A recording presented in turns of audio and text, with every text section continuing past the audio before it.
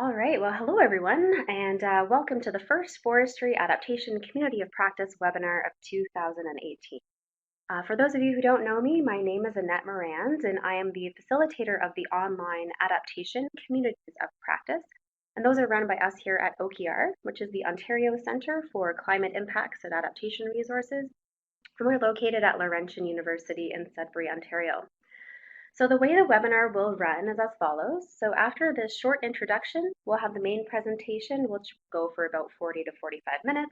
And then at the end of the webinar, we're going to have some time left for questions that you might have for Tod. So as we go through the webinar, please feel free to post your questions in the chat box, and we can address them during the Q&A session at the end of the webinar. Before I get going, I just have a few housekeeping items to go over. So first, for those of you who dialed into the conference call line, your lines have been automatically muted, and the reason for this is just to avoid any audio distractions or feedback during the webinar. So to ask a question during the Q&A session, all you're going to have to do is dial *6, and that will unmute your line, but please do keep your lines muted during the presentation. Also, if you have any technical difficulties during the webinar, you can actually click on my name in the attendee list, and you can send me a private message, and I can try to help you as best as I can. I also want to mention that we are recording the webinar today, and I'll be sending out a copy of the recording to everybody who has pre-registered with me, and we'll also be posting it to the Community of Practice website. And finally, I know that we may have some people on the line who aren't familiar with what the Forestry Adaptation Community of Practice, or the FACoP, is. So I wanted to take this opportunity and quickly mention that it's an interactive online community, and it's dedicated to those who are either working in forestry or just simply interested in forestry and climate change issues in Canada. It includes features like an online library, news articles, discussion forums, and much more. And it's free to join. So if there's anybody on the line today who's interested in learning more, just click on the link in the chat box there for more information and to register. So with that being said, we're very excited to have Tod Ramsfield on the line with us today to talk about forest pathogens and how they will respond to a changing climate. And just so you know a little bit more about your presenter, Tod received his PhD from the University of British Columbia in forest pathology in 2002 and started working for SCION, so the New Zealand Forest Research Institute Limited, where he worked on DNA-based detection of forest pathogens that were of biosecurity concern to New Zealand. In 2010, Tod returned to Canada to work for the Canadian Forest Service in Edmonton, where he's currently a research scientist. So some of his current projects include silvicultural control of armillaria root disease and soil microbial community assessment in natural and reclaimed areas around Cold Lake and Fort McMurray. Tod also maintains an active interest in invasive forest pathogens and is the leader of the IUFRO research group on forest pathology. So on behalf of everyone joining us, I'd like to extend a warm welcome to you, Tod, for taking the time to present this webinar for us today. We very much appreciate it. So without further ado, I will now hand things over to you. Great. Well, thank you very much, Annette, and also thank you to Jason Edwards. Jason is the Climate Change Adaptation Officer here at the Northern Forestry Centre, and it was his idea that, or actually he organized with you, Annette, that I would give this seminar webinar. So thank you very much to him too. For your information, as you're following along, the numbers of the slides are on the bottom right corner of the slide. I will do my best to say which slide I'm on, but sometimes I may forget that. So it's usually pretty obvious anyhow. So, all right, well, the title of my talk is Forest Pathogens. It's not just trees that will respond to a changing climate. The reason I selected that talk is I think basically all of us in forestry recognize that trees are going to have to respond to a changing climate. They will change their behaviors, things will happen to trees, but not so many people may recognize that actually forest pathogens and tree disease will probably also be affected by a changing climate. So that's the focus of this talk. We're going to talk about how forest diseases, forest pathogens can change under changing climate. So first slide here. Basically an outline. First thing we're going to talk about is some basic plant pathology. I think it's really important to ground the talk in some common terminology and also talk about some processes that plant pathologists think about. These are processes that are really important and things that will help us to understand how plant pathogens interact with their hosts. Also talk about future climate predictions. We'll go through some disease examples from Alberta, So the climate predictions are basically for the prairie provinces, and the examples are from Alberta. So it is sort of localized, this talk, but anyways, I think some of the things that we'll talk about are pretty general. Another thing I want to talk about are some invasive forest pathogens.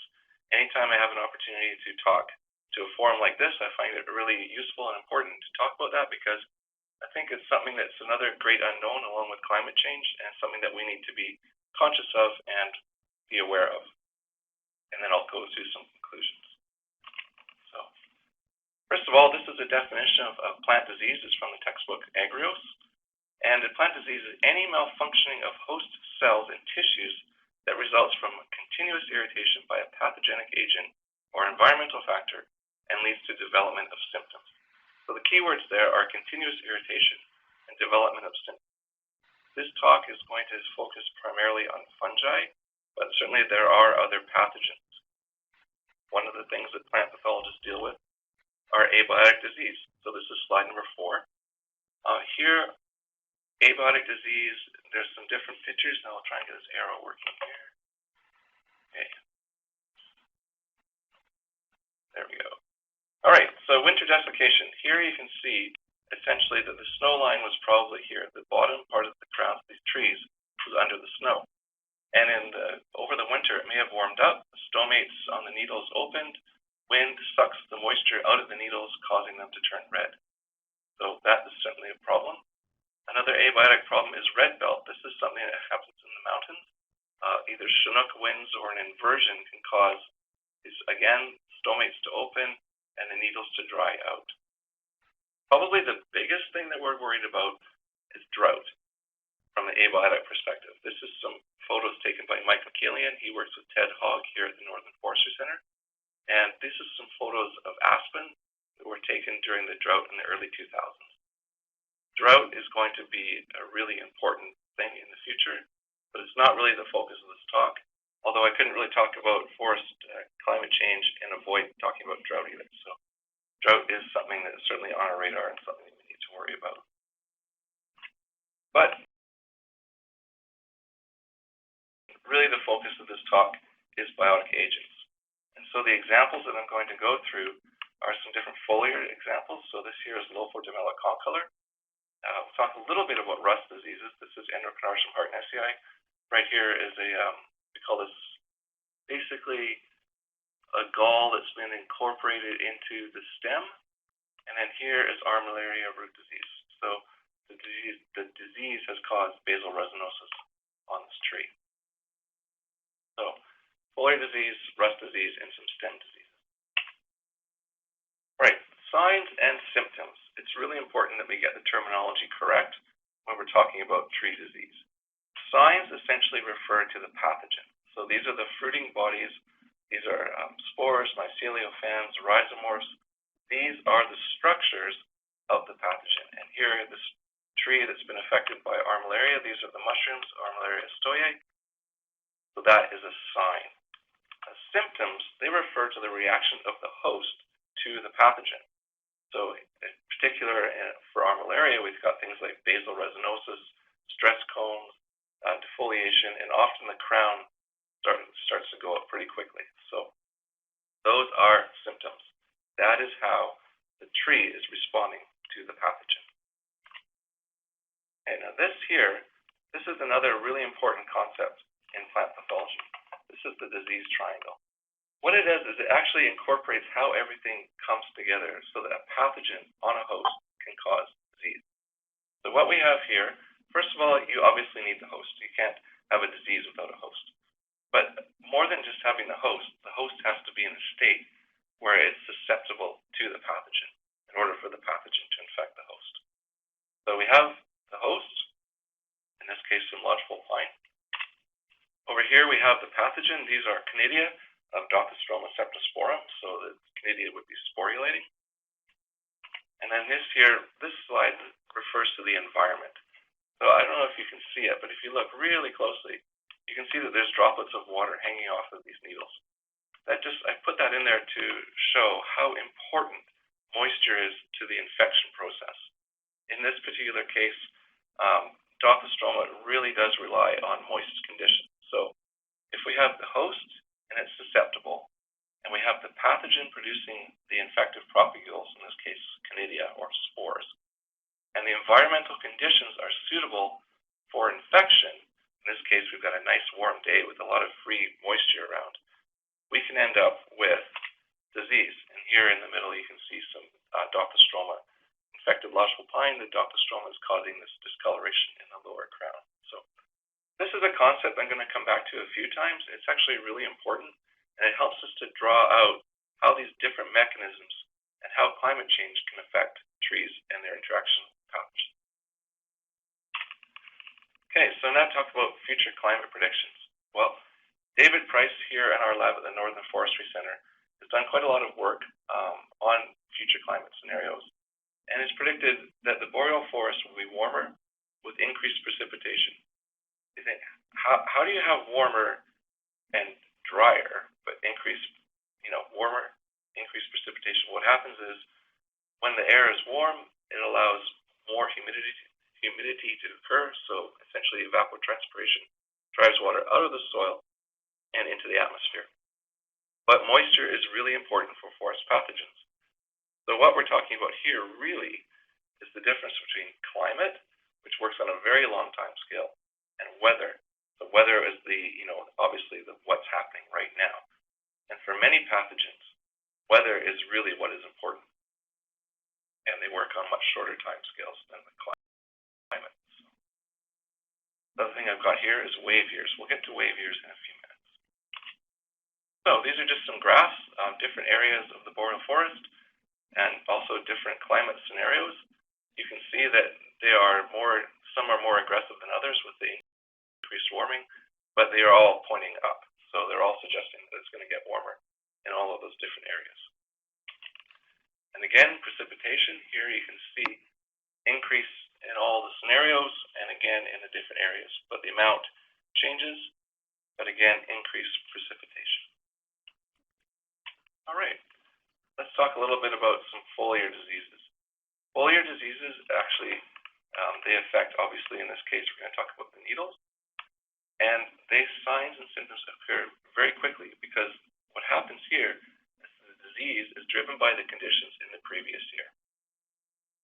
As we showed at the disease triangle, climate directly influences pathogen behavior, and it's the environmental optima that really drives spore release, spread, and infection.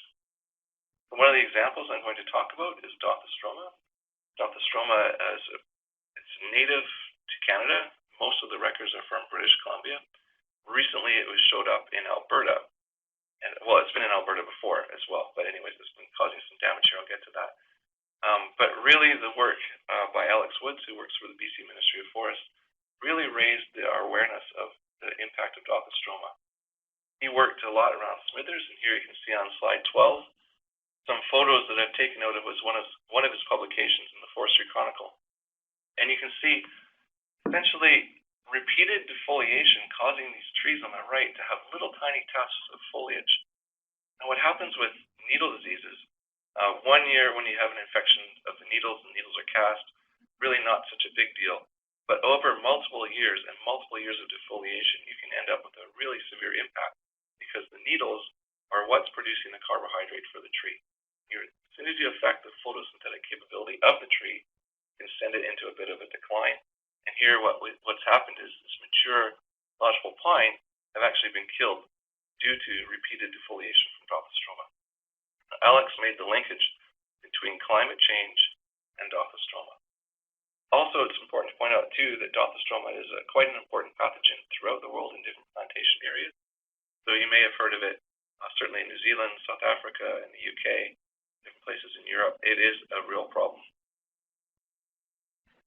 Okay, what about the Alberta story? Well, here in Alberta on slide 13, I'm showing some pictures from the Alberta Tree Improvement and Seed Center, which is located near Smoky Lake. And what happened was in 2012, we brought some samples to us and we became aware of the fact that actually, yes, there's Doptostroma in this particular point. And this place is really important for the Alberta forestry. It's the clone bank, and it holds a reservoir of different pine clones. So that's obviously really important. It's important for many different reasons, but primarily this is where genetic diversity of pines is housed. So obviously this is an area where the disease needed to be controlled. So what they did is they removed every other row of trees in the affected area, and what that does is it lowers the relative humidity within the stand. When the relative humidity is lowered, that makes it less favorable for the pathogen and less likely for the disease to appear because the pathogen doesn't have those environmental conditions that it needs to sporulate and to spread. Another thing they did is they also sprayed it with a copper-based fungicide, so there they attacked the pathogen. Between those efforts, what they were able to do is significantly reduce Dothostroma within that area. So between the management and probably some more favorable climatic conditions and weather, we have reduced this pathogen in their area. It's a good news story. But here you can see in this bottom panel how badly it can affect different areas with this stripe of basically dead needles in the lower crown. Okay. This is some more work that was done by Alex and his co-authors. Point out that it's published here in Forest Pathology. At the end of this talk, I have listed a slide with a bunch of different papers that are really good. Those papers are things that I've drawn on for this presentation, and it's certainly suggested reading that you all have and can get into if you're more curious about what's going on. But basically, what this does is it looks at the relationship between El Nino, which is actually, after the seasonal changes, the strongest effect on local weather, and the relationship between El Nino and Dothostroma outbreaks. And they were able to correlate between, in these wetter areas, strong El Nino events with an increase in Dothostroma. So really interesting, certainly a neat way of looking at things and really important as well. All right, let's switch gears here and talk about another foliar pathogen. This set of slides I've included, this is Rhabdocline pseudotsugae. Rhabdocline pseudotsugae infects Douglas fir. We don't have a lot of Douglas fir in Alberta, but here, this is another one of the province's genetic trial sites. And again, there's a lot of genetic variation within this particular area. And that's one of the things I wanted to point out. You can see that, where did my arrow go?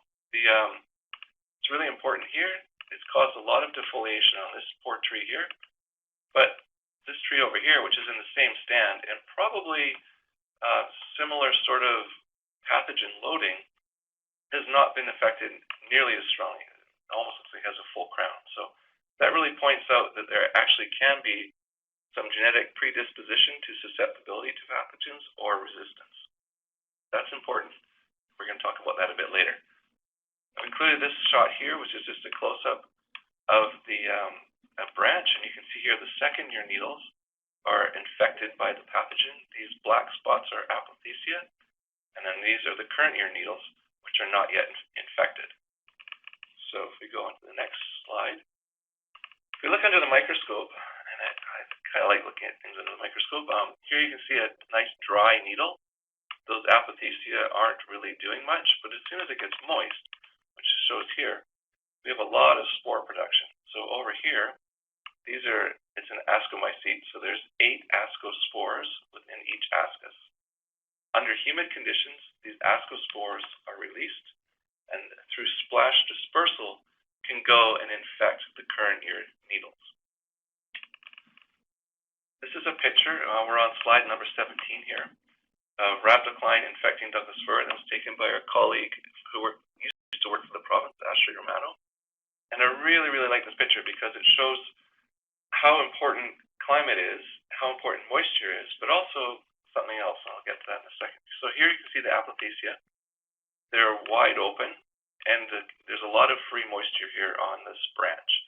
So chances are there's really a lot of spores that are being produced here, but it's early in the season, and the branch has not yet elongated. So this may be a point where when the disease triangle, the pathogen is present, the moisture is present, but the host is not necessarily in a state that is susceptible to the pathogen. So therefore, we may not have development of the disease. If the conditions were the same, a few weeks down the road after this elongation of this branch, and there were nice succulent needles present, and moisture and spores, then we're likely to have infection. But right here, don't know, unless the ascospores can get in here and somehow be carried along and maintain their viability, I think the tree may have escaped infection here. So that's important, how timing is important. All right, so for foliar pathogens, what are some climate change predictions? Well, if drought increases, foliar pathogens may decrease, and that gets to the disease triangle. Simply, it's dry, it's not suitable for the pathogen. If it's not suitable for the pathogen, we have a decrease in disease because it cannot infect the host. But, and the but is I'm sort of taking an each way bet here, because what I'm showing is if minimum temperature increases and precipitation increases, again, we're getting to that weather and the importance of the day, we may actually have conditions that support pathogen survival. So overall, there may be a decrease, but if all of these things come together at the right time, we'll certainly still have foliar pathogens around. It's really hard to say, though, and uncertainty is an important concept in this whole area. But it is, under one set of conditions, I can see how it would decrease. But if the weather and the temperature conspire, then we could have certainly survival and perhaps more foliar pathogens. All right, now we're going to talk about long-term disease issues. These are issues that are related more towards the host and how the host can respond to the change in environment. So the diseases that we're going to talk about are malaria root disease, and we'll also talk about heart rot caused by Phalaenus tremulae. Also talk a little bit about rust. The important part here is how the host can respond and how it can fight off infection. So this is a picture here of armillaria. You can see basically this crown starting to go out is a clear symptom of infection. And if you're able to see the mushrooms at the base of the tree, that's a sign. So signs and symptoms, armillaria. If we peeled off the bark here, we'd probably see mycelial fans, which are another sign of infection. But the point is that armillaria is often referred to as a disease of the site because it can persist over multiple rotations. Also, under drought stress, we may have a point where the trees can become more susceptible to the pathogen, and therefore disease impacts are higher. It's worth pointing out as well that in Alberta, we have two different species that are common, Armillaria astoyae and Armillaria sinapinae, but it's astoyae that really causes the damage. Sinapina is here, but it doesn't cause as much damage. So again, I've taken this out of Agriosis textbook. This is a picture of the life cycle of armillaria, and I put it in here just so you can demonstrate how it is a disease of the stand. So we'll start here with Basidiospores landing. Now, Basidiospores must play some role in armillaria, certainly for long-distance dispersal. But in the actual disease process, it's much more important that the rhizomorphs, which are here, and root-to-root contact. Really what happens is below soil. So what happens is we have an infected stump. The stump is colonized by the fungus. The fungus is able to put out these rhizomorphs, or there's root-to-root contact. We have establishment of the pathogen within a new tree, and that tree becomes diseased. Now, say we go and harvest our stand, but what happens is the fungus is present in the stumps. So here we have a picture of the fungus being present. If those stumps are left in the ground, the stump becomes a food source for the pathogen. And then what happens is, through the decay process, the fungus is receiving nutrients, it's producing rhizomorphs, and if we go and plant seedlings in these stands, what can happen is as those seedlings grow, their roots can come into contact with either rhizomorphs or roots, and through root-to-root contact or rhizomorphs, the disease is passed from one tree to the next as the pathogen goes from one tree to the next. So that's what I mean with the disease of stand.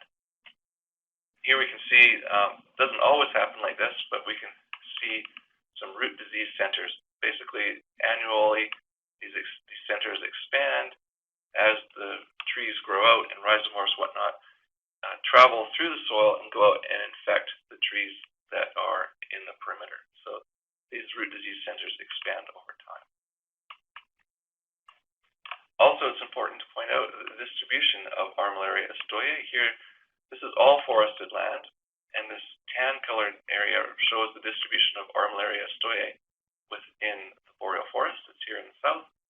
As we move further north, it's not so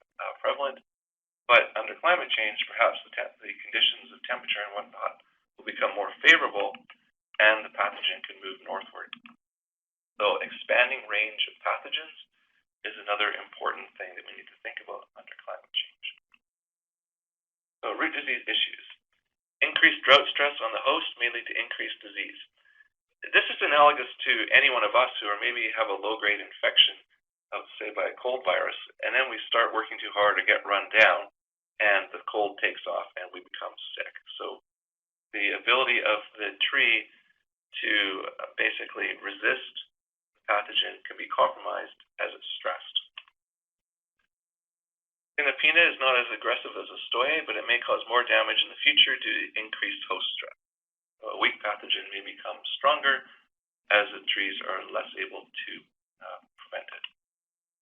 And again, I've got here northward movement of the pathogen, so that's related to an expanding range of the pathogen. All right, so we're just going to shift gears a little bit. We'll talk about trembling aspen and Populus tremuloides. And what we're going to talk about here is the disease caused by Foliar tremulae, which is a heart rot. Aspen is a really important species in Canada. I'm sure you're all aware of that. I've just got some figures up here about how much volume there is and what it's utilized for, primarily pulp and paper, oriented strand board, plywood, and some specialty stuff. It's clonal, which is what we're pointing out here in this picture. You can see in the fall how this particular clone started to lose its leaves earlier than the ones beside it. And another thing we talk about with aspen is the pathological rotation, because it is affected by pathogen, and the stands do start to fall apart over time.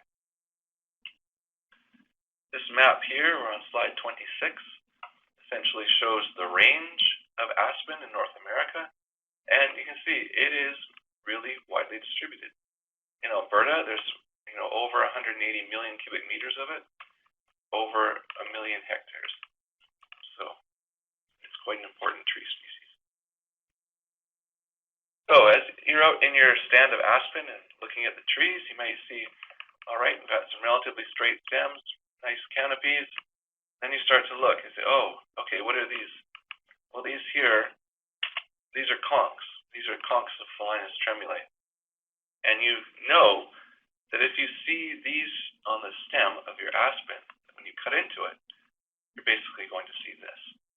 This is heart rot. So slide 29. This part of the stem here, the heartwood is being decayed by the fungus, whereas this part of the wood is still intact. Through this decay process, we're releasing carbon dioxide into the atmosphere, weakening trees. Okay, I just saw, is anyone else having issues with the slides not showing? So maybe I'll just pause. I'm going to have a cup of tea and let the computer try and catch up. If that's okay. Yeah.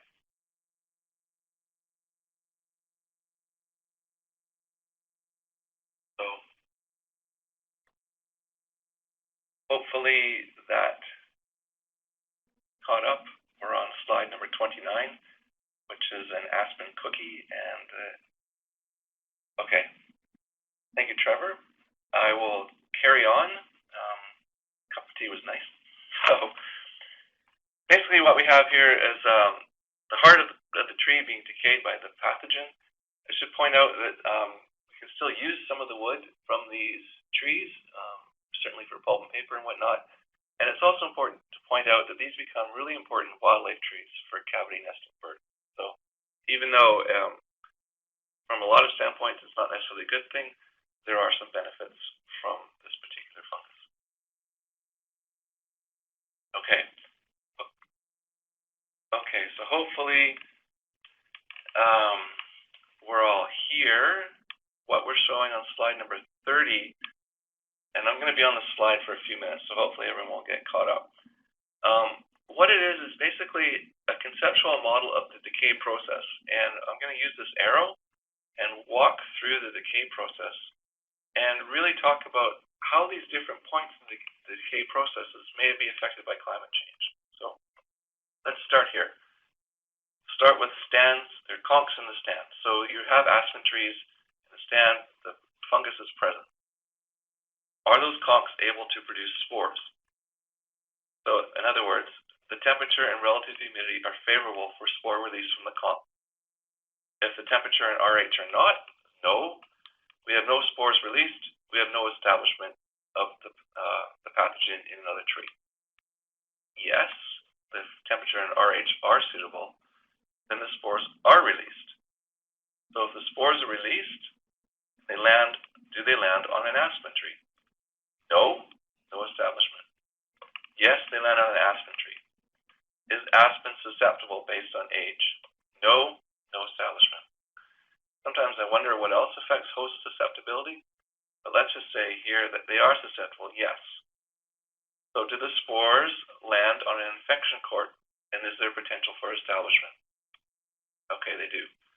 Temperature and relative humidity allow spore germination and infection? No. Well, we're back to here, no establishment. Okay, so the spores are flying around, they're landing, but they can't infect because the conditions aren't suitable. Well, let's say the conditions are suitable. Spore can land and germinate, and we have colonization of the aspen tree. Also wonder what the host defense responses might be. But anyways, let's just say spores can infect. This part of the model gets into the mating system and the biology of what's going on with the fungus. Basically, it's a basidiomycete with a tetrapolar mating system, which means that we require infection of a compatible mating type in order to produce spores from a conch. But both are able to decay. So let's say the fungus is homokaryotic, we have the potential for active decay. If it's heterokaryotic, we also have potential for decay, but over time, we can produce new conchs. Okay? So if decay is active, well, is the temperature favorable for decay? Yes, well, we found from experimenting in the lab that over 10 degrees Celsius, we have active decay. Below 10 degrees, decay is not active. But the fungus is still present in the tree, and it's just essentially paused, waiting for the temperature to warm up and go back here for this active decay. So all these different things are different areas that we can do experiments on, and we've done some of that. So experiments to basically even establish for all those different areas to understand the response of pholius to changes in temperature. Looked at sporulation, growth rate, decay rate of the pathogen. So I'll just go slowly here. I'm on slide number 32. This slide is showing on the bottom a conch of Pholius tremulae, which is basically growing on an aspen that's located very close to our lab here, which made it quite useful. Because what we did is every day we would come out and put a new slide down here below the sporulating surface. And if if the temperature and relative humidity were okay, spores would be cast onto the slide. So what we did is we counted the number of spores. We looked here, so we've gone from April to August. In the yellow here, we can see the pulses of spore production. So you can see we have days where there's high spore production and days where there's not much spore production. Now this surprised me. I would expect that certain, like the relative humidity and temperature are relatively high here. I would have thought that there'd be sporulation. But maybe what is required is some sort of recovery period for the fungus to produce the basidiospores on the basidia within the conch. So maybe that's just a lag that's required for new spores to be produced before they can be cast again. Not 100% sure on that. Don't have a mathematical relationship here that we've been able to work out. But the point is that we do have times when spore production is high. So that's on an individual conch. Now let's go into a look at a stand. So what we've got here, this is a stand. It's part of the siphon network, which is Ted Hogg's aspen experiment, which is very neat. And this particular stand is relatively close to Edmonton, so we could go out and service this once a week. What we have here in the bottom right corner is a spore trap. Here, at the start of the week, what happens is air is sucked in through this orifice here, and spores are impacted onto a tape, which is on this drum, and this drum will make one full rotation in a week. So, over the week, it's constantly sucking in air, and spores are impacted onto the tape. This machine was located here at the origin of this particular plot, and here on the cardinal directions, so north, south, east, and west. We've got essentially 20 meters out, we measured and looked to see what was the presence of Folinus within this aspen stand. So, what we've got here, these are Folinus infected trees, and these are trees with no Folinus. So, throughout this stand, you can see there are conchs throughout this stand. Now, when we took the spore tapes out of this machine and used the DNA-based method to detect basidiospores on the tape, we found here that throughout the growing season, spores were basically present almost all summer. There's a few days where they weren't, but that gets us to thinking that perhaps the spores are flying around a lot, and really what it comes down to is landing in the right spot under conditions that are suitable for infection. So, another thing that we did is we looked at the decay rates. Now this is important as well.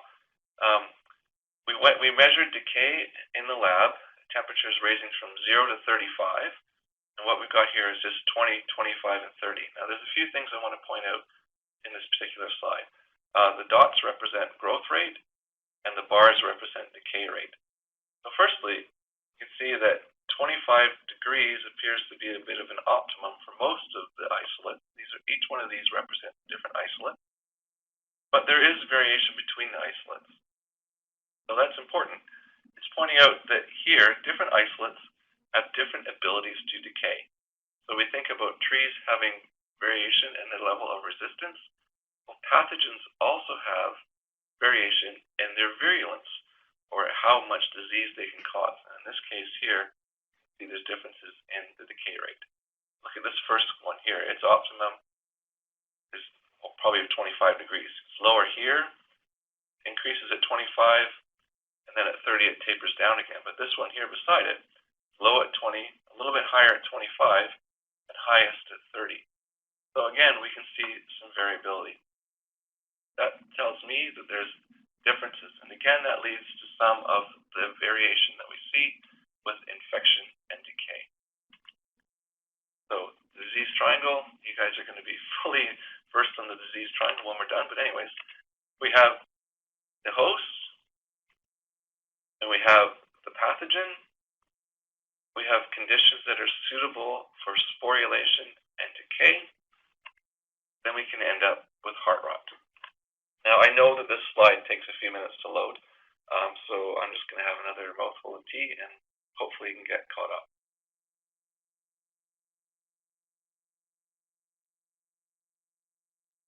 Okay, that was slide number 36. Hopefully everybody see that. I'm going to carry on. So, climate change impacts. Potentially expanding the range of Folinus tremulae within the aspen range. That gets into the temperature and the availability of the ability of the spores to move around and become established.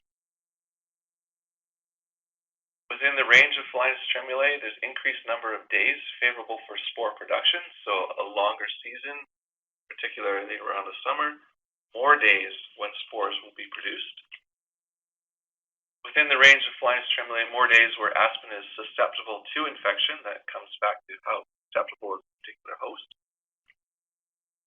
And then the relationship between the temperature and the decay rate suggests that the decay impacts will be greater. Simply, if you sum the number of days over 10 degrees Celsius, you're going to have more decay. So if it's warmer, more decay because of that temperature. That results in increased carbon dioxide released into the atmosphere through the decay process, and also increased fall down rate of aspen. So Ted Hogg's work has shown that the biggest correlation between aspen falling down is the presence of Phalaenus stimuli in the stem. So that puts aspen on the ground, and then it starts to decay again. But again, here I've got accurate estimates are difficult due to variation between aspen clones and Phalaenus populations. So again, there's variability. Variability makes it really difficult to come up with a model that's going to, say, predict the amount of decay over the landscape. But I think by looking at the process that we've just done, we can see that there are times when things may happen, so we can talk about some generalizations. So I'm going to shift gears a little bit here. Western gall rust, we're on slide number 38. A really short slide. I really wanted to talk about wave years. Wave years are something that Roger Peterson talked about in the 1960s. And here we have essentially the disease triangle all coming together. Lodgepole pine is only susceptible to the rust for a short period of time when the new shoots are elongating. So this tree over here on the right, a lot of these galls probably came from the same sporulation and infection event. Just when the tree was really susceptible, the environmental conditions were favorable for infection and sporulation. So who knows what's going to happen with wave year frequency if we have increased temperature and increased precipitation. Maybe we'll have more wave years. That could be a problem. So general impacts. Climate change will affect the host, the pathogen, and their interaction. Under drought stress, it is likely that disease impacts will increase as host defenses are compromised. That we got into that a bit as the host, essentially being able to fight off infection. Geographic distribution of hosts and pathogens are likely to change, potentially some range expansion. And one thing I didn't even talk about, which are the fungi that are associated with insects, such as fungi associated with mountain pine beetle. Obviously, insects are also driven by climate change. So it's just a whole other level of complexity. I want to point out that these things will be complex, things that we need to be aware of. So as insects change their behavior, the fungi that are associated with those insects will probably also have changed behavior. Okay, so what are we going to do about it? Adaptation. Like I've said here, uncertainty makes it difficult to predict exactly how trees and forests will respond to climate change. Therefore, because it's difficult, we must do things like monitor. It's important to be monitoring so that we can respond. I mean, you foresters who are out on the landscape all the time will see things happening. That's something we need to do. Make sure that we can monitor and see what's happening. We can do some modeling, like I showed with the Phalaenus model, to help understand the conditions for pathogen reproduction and spread. And that gets a bit into the risk. Ultimately, planning. Planning is important. We need to be prepared to respond. So, breeding for resistance is one of the ways. And here we've got, again, this is ATESC, and it's clone bank. So this is a reservoir of genetic diversity of pine hosts. And over here, this is Diamond Hills with the rhabdocline on the Douglas fir. And again, you can see that there is genetic variation between the hosts. So having this genetic variation on the landscape is a good thing. Another thing is increasing species diversity, because what we've got here is mixed stands. So a lot of pathogens are actually quite host specific. So the mixed stand, like here we've got some lodgepole pine, some spruce, some aspen, may be more resistant to certain pathogens and overall decreased impact versus monocultures, which is what we've got down here. So management. What can we do? Well, increasing genetic diversity and increasing species diversity on the landscape are certainly good strategies to reduce future impacts by pathogens. Okay, assisted migration. We're on slide number 44. Hopefully everybody is okay, but I'm just going to have another sip of my tea to get caught up. Okay. So I'm sure you're all aware of what assisted migration is. It's the movement of host genotypes by humans into climatically suitable areas to ensure persistence of the species.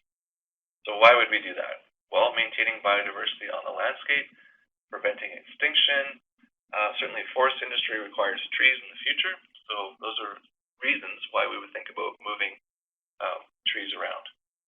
Provinces certainly have seed zone transfer guidelines, and these are basically fairly conservative, not moving trees too far. But from a pathology standpoint, there are actually issues associated with the movement of trees, and I'm just really raising this so that you're aware of it and some thoughts goes into it. We certainly have the accidental movement of pathogens. We can have disease impacts from established pathogens on new genotypes that are moved into areas. We can also upset the balance within co-evolved systems. So let's firstly talk about the accidental movement of pathogens. Some pathogens, they have a latent or endophytic phase and are not obvious. So what that means is the pathogen has infected the host and it's growing within the host, but it's not producing any signs. Essentially, you don't know that it's there. Dophthostroma potentially has a latent phase in its cycle, so you may have infection of trees that you don't see, and then when you move them into new areas, you inadvertently move the pathogen. So yeah, you can accidentally lead to the introduction of a different pathogen genotype into an area. It may be even a native pathogen, but moving those genotypes around is important as well, because what happens is you may have a genotype of one pathogen move into a new area where it gets basically recombines with the local population of the pathogen. Now, three things can happen there. You can have nothing happen, you can have an increase in virulence or a decrease in virulence. I think taking the precautionary principle of a potential increase in virulence of the pathogen is a good way to look at it. So yeah, you may actually move things. Okay. Disease impacts. Native hosts and pathogens have experienced thousands of years of coevolution.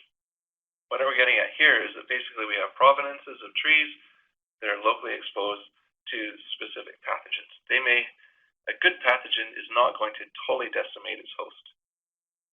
So if you accidentally move new material into the range of a native pathogen that the material hasn't seen the pathogen before, we could have a potential for increased impact on those hosts, the local populations.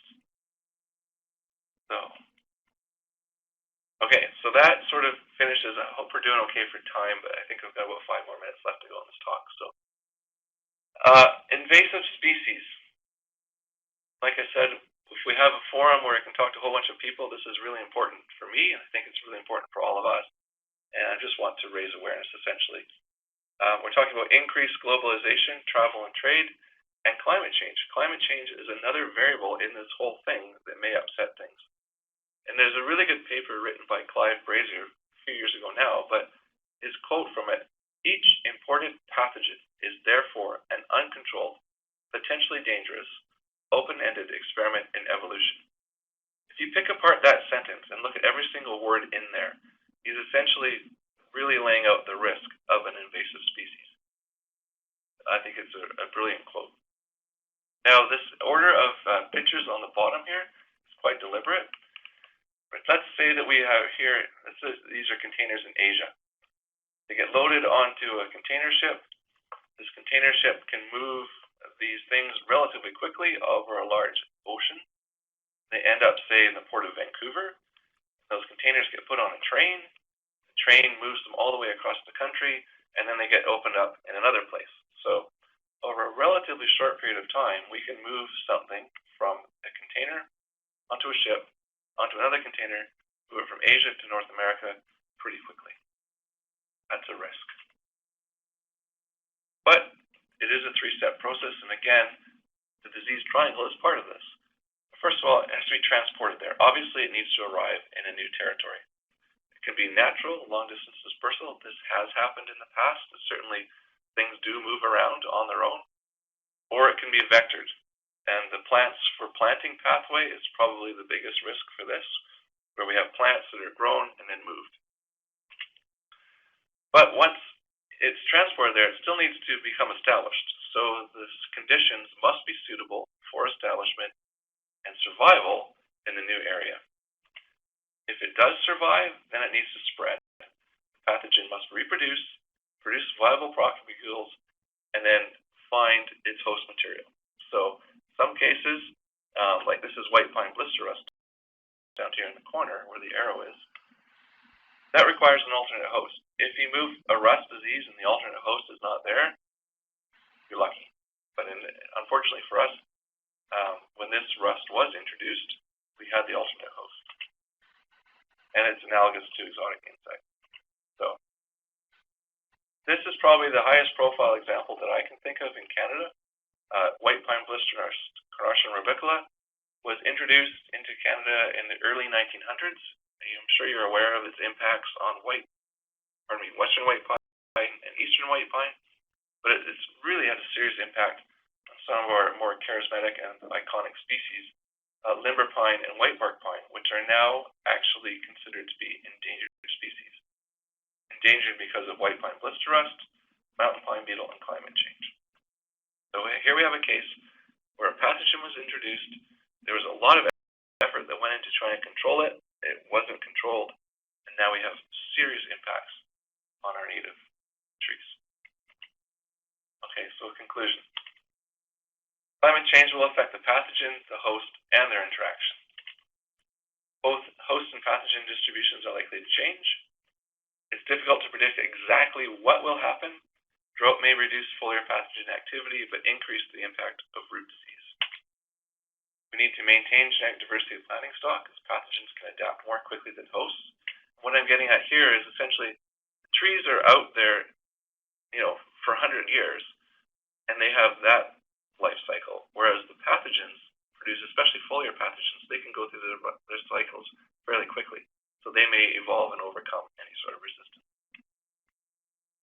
Be aware of exotic invasives, and the fungi that are symbionts with insects are even more complicated. And also, going right back to the beginning of the presentation, I talked about drought. Certainly drought impact is something that we could expect, and that is the stress that's going to be on the trees that may take them down with pathogens or whatnot, but drought is a serious problem. So with that, I'd like to acknowledge some people who have contributed to this talk. Certainly our colleagues in the province of Alberta, Erica, and here's Tom, Andy, and Dio, and Alex Woods in British Columbia, Colin Muirholm, Brad Tom, Roger Brett, Mike McKillian, Ted Hogg, and David Price here at the Northern Forestry Center for lots of interesting conversations. And I really like this photo here because what it shows is two different provinces. Alex works for the province of British Columbia, working together with the federal people here. So we have interprovincial and then federal-provincial collaboration. But really what I see is, a bunch of friends and concerned colleagues who are trying to work together to really understand these different disease processes. So with that, we probably leave this up on the screen. This is the literature that some of it I've drawn upon, well, all of it, I guess, in this talk. So there's different papers that you can look up and read.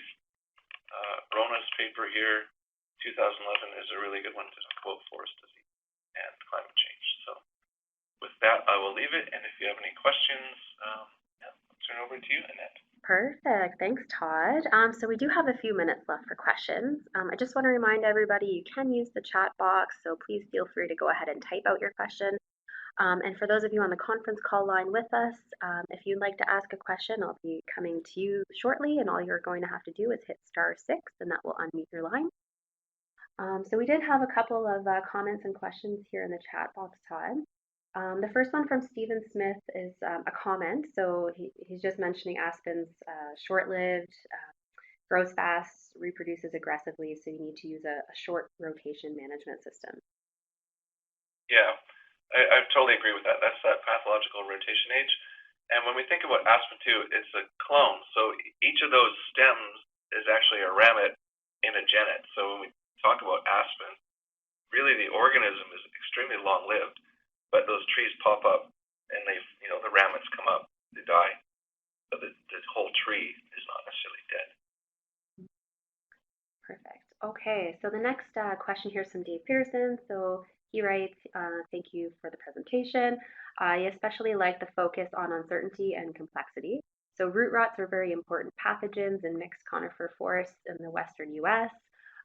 It's been difficult to project the effects of climate change on these pathogens because although drought may weaken trees, it might also reduce the spread of mycelia and transport of spores. I realize that host pathogen relationships vary greatly, but he's just wondering if you can comment on that issue. I guess my only comment would be that Armillaria was shown to be one of the largest and oldest organisms on the planet, just because the mycelial, the extent of mycelia that was done in the western U.S.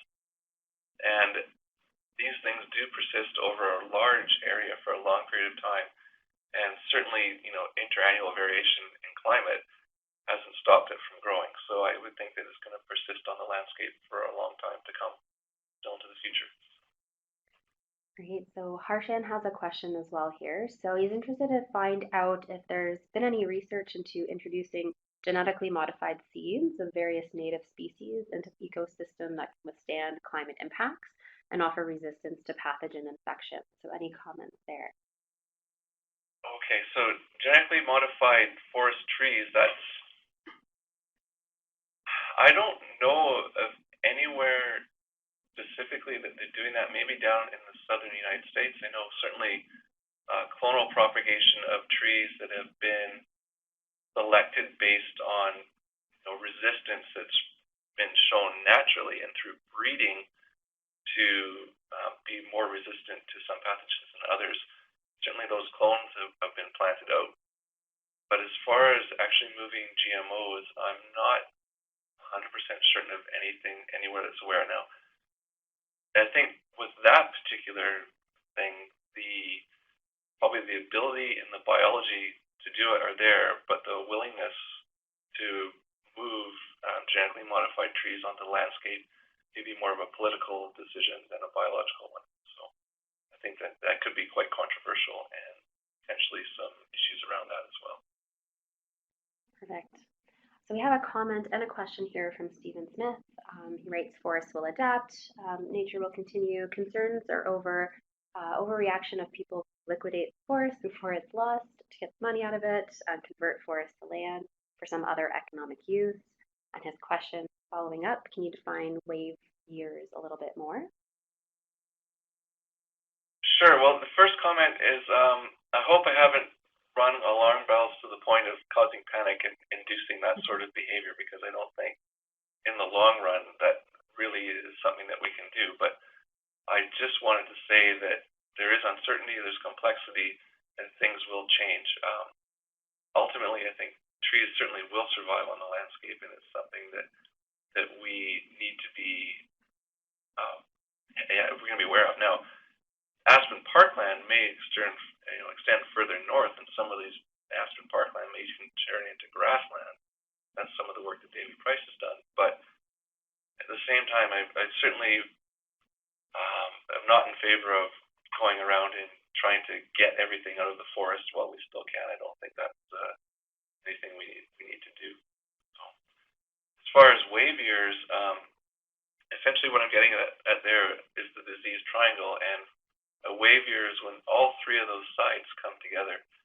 The spores are produced, the host is susceptible, and the climatic conditions are good. So wave year may be a year when there's high spore production at a time when the trees are susceptible. So that's the elongating shoot in lodgepole pine. Like the rest of the lodgepole pine or jack pine cannot be infected by the spores of Enterocnarsia pargnacei. They can only affect the elongating shoots for a very short period of time. So those shoots are the susceptible part of the tree. If the spores are produced when the environmental conditions are favorable for infection at a time when those the shoots are susceptible, then we can have infection. Then we have a wave year. And so we can have a year where, like I showed that tree that was just full of galls, that may have happened 1 year. There may be 10 years after that where nothing happened because all those three things did not come together in the right alignment. You may have had spore production when the trees weren't susceptible, or the trees being susceptible and the spores not present. So those, it's all three of those things. Like the stars kind of have to come into alignment for the infection to occur.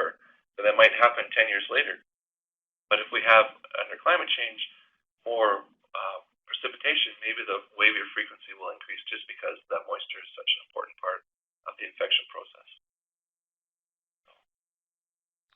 That was it, yeah. Perfect.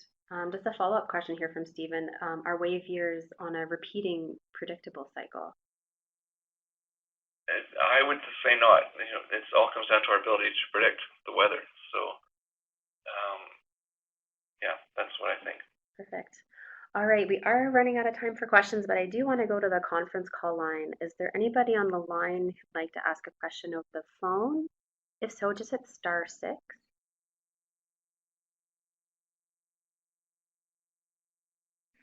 If not, I'll give everybody just a couple more seconds here. If there are any more questions that might come in before we wrap up quickly. I see a few people typing. I'm certainly also available offline if anybody wants to carry on these discussions further. So Perfect. Fantastic. Well, we are out of time. I don't see anybody else writing, so I guess we'll wrap things up. So thank you everybody for joining us today for the webinar. Obviously, we hope you enjoyed it, and a very, very big thank you to you, Todd, for a great presentation and for your time and effort. I guess any last comments from you before we sign off? No, thank you very much for listening. Perfect. Glad. Hopefully I'll meet some of you guys in person one of these days if I don't know you already. So. Sounds great. All right. Well, that's it for us today. Thanks again, Todd, and thanks everybody